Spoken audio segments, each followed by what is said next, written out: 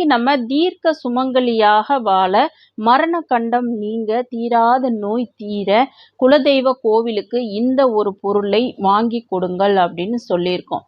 நம்ம குலத்தை காக்கக்கூடிய குலதெய்வம் அப்படின்றது எல்லாருக்குமே ரொம்ப ஒரு முக்கியமான தெய்வமாக இருக்கும். அந்த குலதெய்வத்தை நமக்கு ஏதாவது ஒரு பெரிய பிரச்சனை வந்துச்சு, நம்ம வீட்டில் யாருக்காவது ஒரு தீராத நோய், பெரிய நோய் வந்துருச்சு, என்ன பண்ணுறதுனே தெரில, டாக்டர்கள்லாம் நம்ம கடவுளை கும்பிட்டுக்கிறோங்க அப்படின்னு கடைசியாக அப்படி தான் சொல்லுவாங்க. அந்த மாதிரி சொல்லும் பொழுது நீங்கள் உங்கள் குலதெய்வத்தை நினைச்சு இந்த ஒரு பொருளை நான் வாங்கி கொடுக்குறேன், அந்த உயிரை காப்பாற்று அப்படின்னு சொன்னீங்கனாலே போதும்.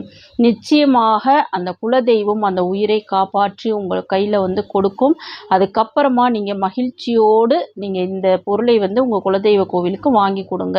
இது பார்த்தீங்கன்னா தீர்க்க சுமங்கலி யோகத்தையும் கொடுக்கும், பல பிரச்சனைகளை தீர்க்கும்.